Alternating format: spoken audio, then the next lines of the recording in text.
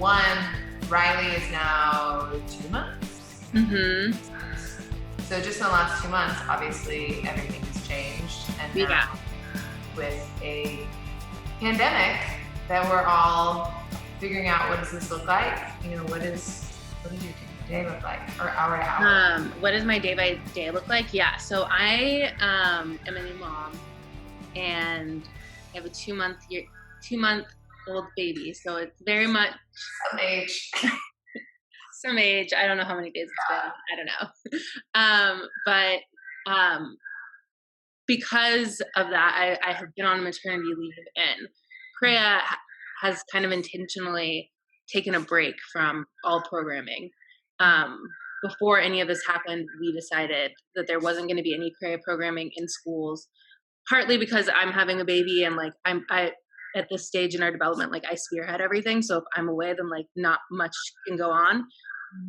But also because we, like myself and the board, made the decision to like use this time to plan really strategically for fall 2020, so that we could like almost relaunch with like a new set of offerings, or a more like built out set of offerings in fall of 2020. So my day to day right now is learning how to be a mom, taking care of Riley, and then in the time away from that, which is pretty minimal right now, really refining curriculum materials and planning out what in-school programming will look like for fall of 2020, and starting to build out like job descriptions and hiring materials, so that I'm not the only person spearheading this work, and so that I have more of a team. So a lot of like back end, like business planning, like visioning stuff, and then also just like the nitty gritty of like creating super high quality programs and curriculum materials to offer to schools and teachers and families. And in case anybody stumbles upon this on the interweb, you know, who doesn't know about CREA, describe what CREA is, what you guys do. Yeah. So CREA is an education nonprofit, and the mission is to grow the next generation of creative leaders, and we do that through in and out of school programs. So in school programs, meaning like after school programming and programming like during your typical class schedule, academic day, that would be delivered by teachers through CREA curriculum. And then out of school programming, meaning like weekend events and workshops for kids. And all of those things center around project-based learning that's super student-driven. So really giving kids opportunities to explore what they love, who they are, what impact they want to have on the world around them through designing and executing projects that they care about. And where did CREA come out of? Which I love the origin story of it. I think it's really powerful. So if you just want to share that too. Yeah. Well, so my background is as a teacher. I started teaching in Houston right out of college, taught 6th through 8th grade, ELA, reading intervention, and some elective enrichment things like photography and magazine writing. And then became an instructional coach and eventually a curriculum writer for 30 schools across Texas. So that's sort of my like professional background, and left the curriculum writing for a traditional school setting to start CREA, partly because I saw a need in the school system, based on my work as a curriculum writer and instructional coach, that there just weren't very many opportunities during the course of the school day for kids to explore those big questions and to experience an education that really like honored who they are and what they wanted to be, and the lives that they wanted to build for themselves. And like the reason I have an eye for that is because of my own experience in school, and I always felt really I had a really hard time in school, and from a really young age felt like school wasn't for me, and like my gifts weren't tapped through traditional education. And I remember I think you shared this publicly, of the story of when you were younger and growing up at a desk, and you would stare out into the window a lot. Yeah. The teacher just thought you were daydreaming, all the time and not paying attention, so they boxed you in. Is that right? Yeah, Like, yeah. I had one of my teachers put a cardboard box around my desk so that I would like only look forward at the board. Because I was just a really disengaged student. And I really didn't like school. And I thought because I didn't like school and because I wasn't super successful in school, I wasn't smart. And so I spent a lot of my life just believing that my intellect was either like so different, just wasn't valued by the school system. And so it was really important for me as a teacher to like honor who each kid is and like super individualize their learning experience, and help them see their unique assets. And I just felt more, the deeper I got into traditional education system, moving from a teacher to um, an instructional coach to a curriculum writer, the farther I got from that. And so eventually I was like, okay, I need to get back to my roots and like why I got into education. And I think the way for me to do that is to start this organization, which actually emerged out of my graduate thesis at UT Austin, where I developed the program, or the framework that became the foundation for the program. Yeah, and I think some people may see it as ironic that you really loathed learning because you had such a miserable experience growing up, and now you're in education. But I think it speaks to the fact of a lot of us, when we find our passion or our calling, it often is creating a solution for a problem that we encounter, right? It's coming from a space of like deep empathy because we lived through. I mean, I think of why I got into tutoring and kind of this space right on the periphery of education is because I was a high achiever who really had social emotional struggles of just putting a lot of pressure on myself and anxiety and expectation. And therefore I had like a really intense quarter life crisis, and it took a while to realign what success was. And looking back and saying, okay, I want to help students, whatever age they are, like not repeat the mistakes I made, or at least make the wall a little bit shorter for them so that they can go on and go forward and, you know, go solve whatever problems that they can bring their own innovative thoughts to. Yeah, I think there's this quote from Oprah who I quote way too often. I mean, between her, Brene Brown, and Sarah Blakely, I get all the time. So it's fine. That's like, do the work that comes from your story.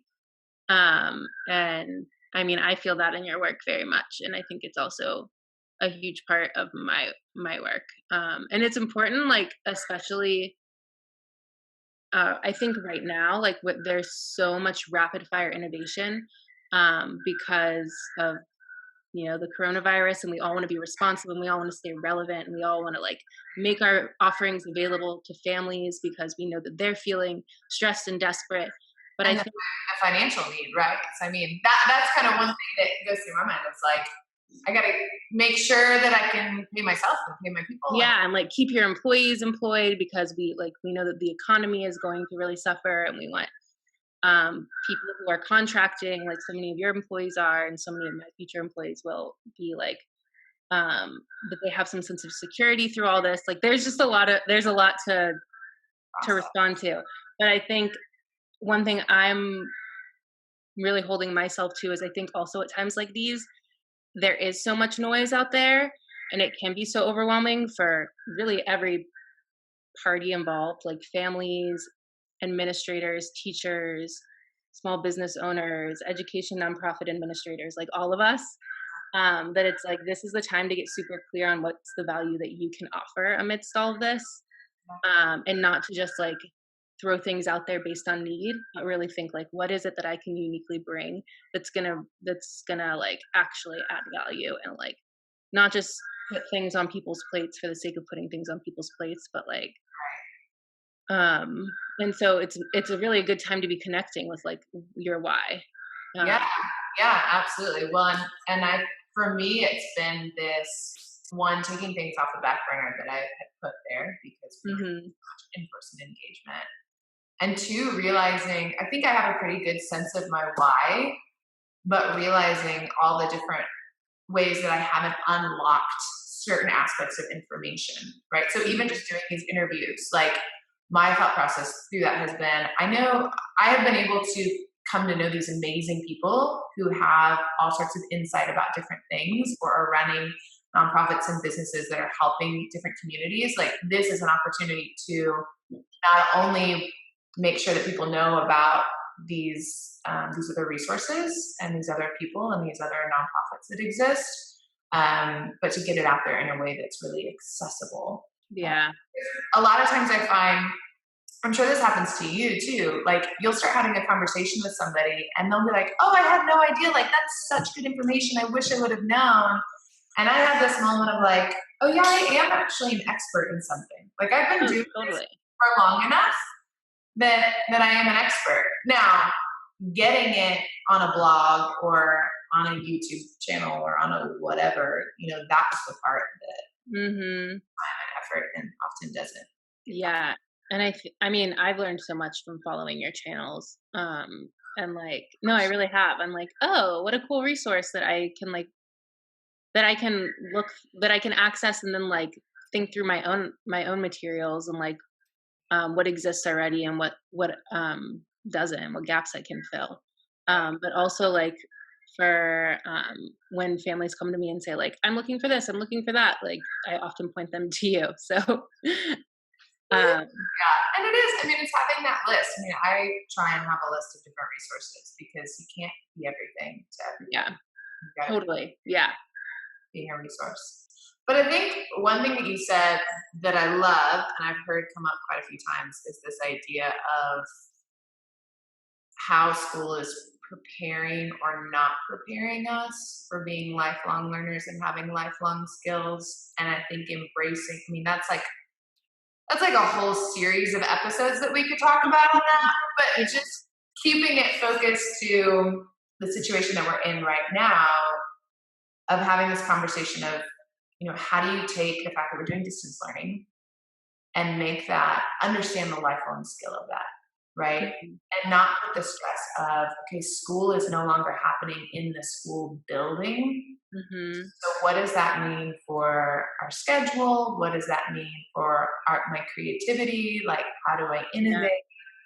Do you find that you're having those types of conversations with other parents, students, leaders to try and kind of support them in that process? Um Or how are you thinking through it with CREA? you well, just like some thoughts on that. I don't know that I don't yeah, just some thoughts on that. Well, I think some of the things I've heard you talk about around just like managing your own schedule in a way that I think um we don't when we're in a school building and there's a bell schedule and we just sort of march from class to class based on like um factory workers, right? I don't know if you've yeah, yeah. read, but I just recently finished a book called Lynchpin, which I loved, and Mhm. it talked about the fact that after the Industrial Revolution, the school system totally changed to create Yeah, workers, which directly affects our creativity, right? And that's yeah, why totally. we give as much space to creative thought process. Right, yeah. Yeah, so I think the work you're doing with like helping young people manage their own schedules and set up schedules that um, will help them accomplish their goals um, is a lifelong skill we all need, especially as more and more people work remotely and are in charge of their own um, like schedules in their daily lives. It like that's something that will serve them really well in their professional lives, is being able to self-regulate in that way. I think it's also a really good opportunity for social emotional learning, because there's so much anxiety and so much tension in the air, and there's so much uncertainty for young people right now. And often when we're uncertain, we don't feel emotionally safe. And so I think I don't CREA isn't necessarily, I mean, we do a lot of social emotional learning, but I wouldn't say that that's like our bread and butter, but there are so many resources out there to help kids process their feelings. Um, that I think in small things like checking in, like one word to describe how you're feeling this morning, like the things like that, little reflection activities at the end of the day, just to like sort of like articulate how you're feeling, just to get it out of your body and out of your mind, is really good right now because I'm feeling it. I think Yeah, everybody's feeling it. Well, and like you said, I mean, it's a minute by minute, hour by hour, day by day thing sometimes. Yeah. I woke up Yeah. feeling overwhelmed, and as the day has progressed, and to your point, like I had to look at it and be like, okay, this is what I'm feeling. Yeah. And there's just it's so hard to plan right now. Like, and that's part of what's been tripping me up is like this time was really supposed to be like a runway, a nice runway for us to have to plan for fall 2020. And now it's like, is anyone even thinking about fall 2020 right now? Like, no, we're just thinking about how to get through the week. And who knows what next school year will look like. Like, and this is usually the time of the school year where administrators start to think about the next school year, but like, we don't have that luxury right now. And so I think it really is like, just what is the next best thing you can do for yourself and for your business? And like, maybe that's doing some long-term planning, or maybe that's being responsive to your students' needs, like in the moment right now, like, how can I help? Or maybe that's like going for a walk, Yeah. you know? One of the things that I love that another person I just had a conversation with about homeschooling, she's been a veteran homeschool mom and is now homeschooling along with every other parent, Yeah. um, was doing a weekly check-in. Like she made sure that on Sunday, so if distance learning officially was going to start on Monday, that they had a family meeting on Sunday, and that they're going to keep coming back to these family meetings every week. Hmm. Like what's working, what's not working. Is it working Yeah. studying in your room or not studying in your room, or waking up at this time, or whatever that is. Yeah. And we were talking about, again, like the lifelong learning, pointing out that if you're in the business world, that's just called a huddle. Like Yeah. do that. If you work on a team in any type of corporation, I mean, we have them 2 or 3 times a week. You check, Right. and you see what's working, what's not working, and Yeah. I just acknowledging that, and giving a lot of hope. Like I find myself trying to find anywhere where I have a negative mindset, to acknowledge it, and then to say, where can I find the hope in this? Or where Yeah. can I find like a growth mindset switch of how can I think creatively? How can I think innovatively? Yeah. Or just leave it there. Like just look at it and say, I see you. I'm going to walk away from this right now. We might come back to it when I'm ready to process through it. Totally. Totally. Yeah, but I think that's a really good point, because I think it's just like it's a time that's like rich with opportunity for student ownership, Mhm. and like I think parents especially right now are really feeling the pressure to like have everything planned and everything together for their kids, and like set up the perfect school day for them. But it's really a time to, like, as much as possible, put that in the hands of your kids where you can. I mean, obviously, like, you know, with in a way that works for you and your family. But Don't give a 3-year-old a marker and not expect the walls to be drawn. yeah, totally. But I think it is like, it's a good time to like let your kids sort of um be in charge as much as they can. When you do that a little bit, or maybe a lot of it, I haven't sat in directly on some of your sessions, but do you create that space within a CREA in school session, whether that's after school or not? Yeah. Well, the whole CREA experience is about letting kids design and execute projects that are meaningful to them. So there's never an outcome that is designed by me. Mhm. Um, the goals of CREA are always established by each individual student. So every student ends the CREA experience with a completely unique project. So no project looks the same. Yeah. And kids create their own project plans, so they have their own like daily schedule for how they're going to accomplish the big goal. So what are like the daily tasks that you need to hit in order to have your song produced at the end of this 12-week experience, or in order to have your business launched at the end of this 12-week experience, and in order for you to have started your own fashion line, like whatever it is that they're doing, like pretty much design. I mean, yeah, they design their own daily schedule and backwards plan over the course of 12 weeks how they're going to get it done. And And it have you doesn't ever, always go according to plan, which is part of the learning. right? And I mean, have you ever had a kid not be able to come up with something? Now. No, they always come up with something, but a lot of times they have to adapt.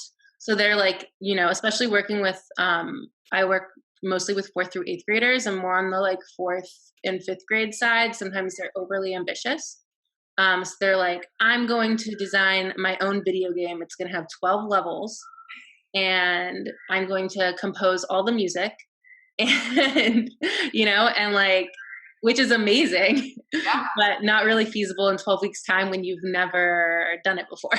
So you're having to teach yourself all of the technical skills in the process of bringing this idea to life. And so, yeah, one of the things that happens a lot is we have to talk about adaptability and changing course based on what you're learning along the way. And so that actually did happen. That's a true story. One of my students wanted to do that. And in the end, he ended up with 1 level and no music. And so, but that was part of the reflection at the end. Like, what did you learn through this? And he talked a lot about being comfortable with change and being comfortable with things not going according to plan, and being able to make smart decisions based on what you're learning in real time.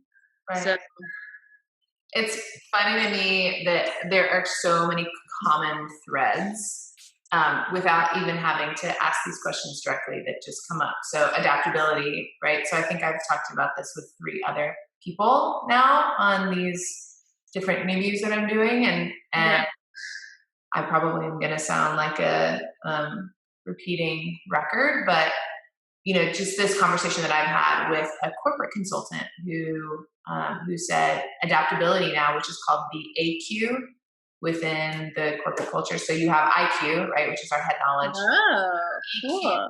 yeah, EQ, which is our emotional intelligence. Right. And then AQ is the newest term, the adaptability margin, or your ability to be adaptable, right? And so she's saying that companies are now hiring and identifying what levels of EQ and AQ their potential hires have. And that's more significant now than IQ. IQ is now on the bottom tier, because you can teach anybody anything, but you can't always teach somebody, or the time it takes to teach somebody resilience, adaptability, emotional intelligence is far longer. And so, I mean, if kids can go through this process, and I keep seeing that, like you said, like this is a perfect time to learn day by day, how do we be adaptable? Yeah. I love what you said. I think one of the big things is just the power of reflection. And you've done it a couple times, and you integrate it into your curriculum of, you've got to have reflection. You've got to have a moment where you come back and say what worked and what didn't work, and what do I change? Yeah. And I think it's okay for like parents to be vulnerable and share that too, because it's like, model that for your kids. Like, I've had days, I only have a 2-month-old, so we're not really doing that yet, but I mean, I'm telling her how I feel at the end of the day. I'm not sure she's really listening, but it's a stressful time for everyone. So I think it's okay for parents to also be like, today was tough for me. Like, I mean, depending on the age of your kids, like that may not be acceptable, but appropriate. But I think it can be a family thing. Like the person you were mentioning you interviewed a couple days ago, who was saying they're having like family check-ins week by week. Yeah. Yeah. Well, and I mean, you mentioned Oprah, I'll mention Brene Brown, who is all about authenticity and vulnerability. And that's actually where our courage and our best leaders lead, from a place of vulnerability. Yeah. And I think allowing parents to be vulnerable and recognizing the value of that, recognizing that by you processing with them, you're actually filling in the gap, rather than, this is something I find myself saying a lot of, like, kids are at the beginning and they see the end, and they oftentimes don't see the in between. Mm-hmm. Not many people are articulating or helping them figure out what is the space between. Right. Dave Matthews song, I think. But, and so having a parent reflect with you, and going around and having the parent share, like you said, in whatever age appropriate way that looks like, Mhm. Actually really good to be able to say, hey, you know what, kid, I'm 30, 40, 50, 20, however old they are as a parent, and like this is hard for me. Yeah. And no one knows what's going on right now. So, like, we can I think there's a lot of, like, desire to have the answers for your kids, but, like, no one does. Mhm. So I think I mean, Wow, yeah, no one knows what's going on. it's a lot. Well, I saw that you are offering some resources through Yeah. CREA. What does that look like? Tell me about it because I might be passing them out. Yeah. Well, I thought long and hard about whether I wanted to offer anything at all, just because I feel like there's so much out there right now that it's like easy to get overwhelmed. So I ended up, I at first I was like packaging. I have a 12-week curriculum that's available to school, not really to families. It's more um, directed toward teachers. Mhm. Um, and so I thought about maybe sharing a couple of lesson plans and all of those student materials that go along with those lesson plans. And ultimately, I decided that like just less is more. And so I um I think I'm going to be offering things over the course of the coming weeks, but this last week we just made two resources available for free. So the first one is a card deck that we've designed that will prompt kids to design projects that are meaningful to them, which is like the crux of what we do. So it helps them identify like what's a topic that you're super intrigued by and want to learn more about, or what's a project that you'd be interested in pursuing during this time. And so that that will hopefully free up some of the anxiety parents are having about like needing to come up with ideas and put it back on the kids plate and let them like generate ideas for things that they want to do during this very strange and bewildering time. So the idea is that All ages or through that? Or I think I was thinking about it, and I think it's most appropriate for third through sixth graders. okay. um and the idea is that they go through this card deck. It comes with a little what's it called, template, what we call an inspiration capture catcher, where they can start to capture all of the ideas for projects that they might want to do, and then at the end it helps them synthesize like these are the top three things that I want to study, or projects that I want to create during this time. And then so at the end of it, the idea is like the parent can be like, okay, great, like here's a computer, start researching, or here's some materials, start making. And that will kind of keep your kids occupied in a way that's enriching without you having to like, be the sage on the stage or like take on the role of teacher. um, and will still be like really fun and engaging and educational for them. So that's what we released this week. It's a printable, free printable card deck. So it requires some cutting, but that's another thing your kids can do. Yeah, it takes time. It's fine. So you print out all the cards, cut them out. It creates this really like beautiful card deck, and then the inspiration catcher is just like a worksheet that you can print double sided. And all of that is available on our website. So when you go to creaeducation.org, there will be a big pop up that says free student materials or free kid activities.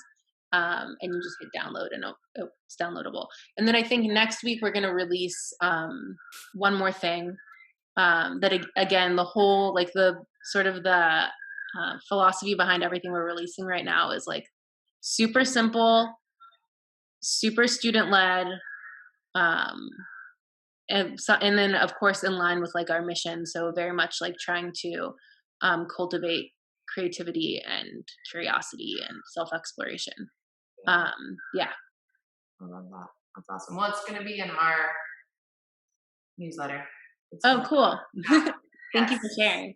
Yeah, absolutely. Well, I love all of it. And I know, I mean, we got introduced by a mutual friend, a photographer that we both use, and then I had to work through with the student. And just, I mean, I'll never forget just kind of seeing them go through it and the way that they were articulating things was just astounding. You know, if I am guilty of this as well, of underestimating the creative and intellectual and emotional capacity that kids Hmm. have, especially that like elementary and middle school age, which is the age that you target.